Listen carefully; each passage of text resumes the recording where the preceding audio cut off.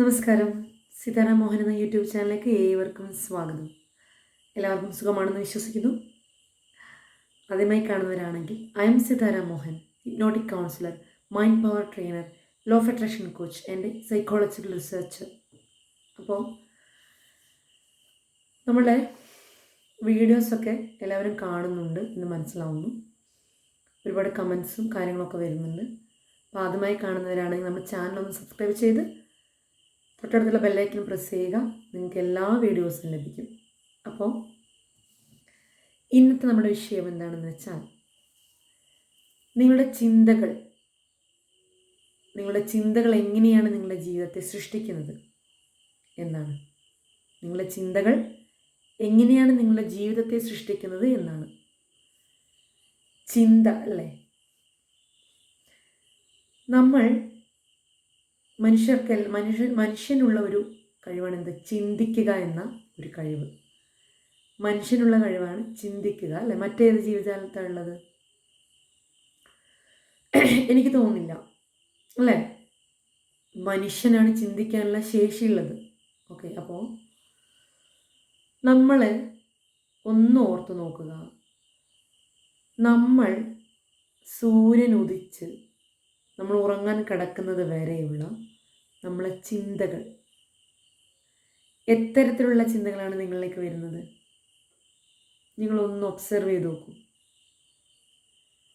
കൂടുതലും നിങ്ങൾക്ക് അനുകൂലമായ ഗുണകരമായ ചിന്തകളാണോ, അതോ നെഗറ്റീവ് ചിന്തകളാണോ, പോസിറ്റീവ് ചിന്തകളാണോ? ഏതാണ്? നിങ്ങളുടെ ചിന്ത നിങ്ങളുടെ ജീവിതത്തെ സൃഷ്ടിക്കുന്നു എന്ന് പറഞ്ഞു.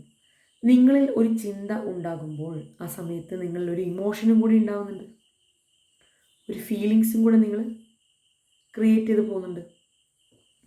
അപ്പോൾ നമ്മൾ കൂടുതലും ഫോക്കസ് കൊടുക്കുന്നത് ഏത് കാര്യത്തിനാണോ ആ കാര്യം തന്നെ നമ്മുടെ ലൈഫിൽ സംഭവിക്കാനുള്ള സാഹചര്യങ്ങൾ വരും. ഒരു മനുഷ്യന് 6000 മുതൽ ഒരു ദിവസം 60,000 വരെ ചിന്തകൾ അവൻ്റെ ബ്രെയിനിലൂടെ കടന്നു പോകുന്നു എന്നാണ് പഠനങ്ങൾ വെളിപ്പെടുത്തുന്നത്. അപ്പോൾ ഈ 6000 മുതൽ 60,000 വരെയുള്ള ചിന്തകളിൽ നിങ്ങൾക്ക് അനുകൂലമായ എത്ര ചിന്തകളുണ്ട്? നിങ്ങളൊന്ന് ചിന്തിച്ചു നോക്കൂ.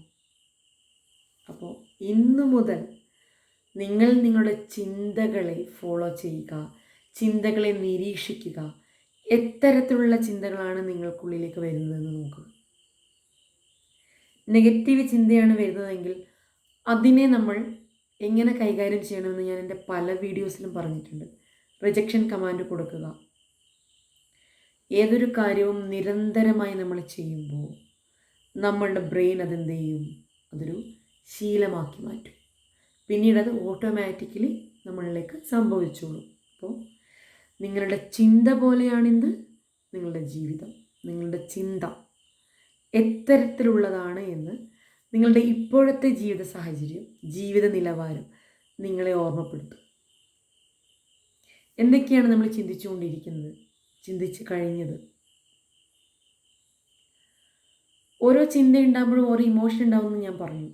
ആ ഇമോഷൻ നമ്മൾ വീണ്ടും വീണ്ടും കൊടുക്കുന്ന ആ ചിന്തയും ഇമോഷനും വീണ്ടും വീണ്ടും അതേ ഇമോഷൻ അനുഭവിക്കാനുള്ള സാഹചര്യം നിങ്ങളിലേക്ക് ഒരുക്കിത്തരും പ്രപഞ്ചശക്തിയും നമ്മുടെ ഉപബോധ മനസ്സും. അപ്പോൾ ഈ ഉപബോധ മനസ്സിനെ വേണ്ട വിധത്തിൽ റീപ്രോഗ്രാമിംഗ് ചെയ്തെടുത്ത് നമുക്ക് അനുകൂലമായ ഒരു ജീവിത സാഹചര്യം സൃഷ്ടിക്കുന്നതല്ലേ ബുദ്ധി? നിങ്ങളൊന്ന് ചിന്തിച്ചു നോക്കൂ. നിങ്ങളുടെ ചിന്ത പോലെയാണ് നിങ്ങളുടെ ജീവിതം പോകുന്നതെങ്കിൽ നമുക്ക് അനുകൂലമായ ചിന്തകൾ മാത്രം മതി. മറ്റുള്ള ചിന്തകൾ വരുന്ന സമയത്ത് അതിനെ അവിടെ ബ്ലോക്ക് ചെയ്യണം. അതിനുള്ള മാർഗങ്ങളുണ്ട് അല്ലേ.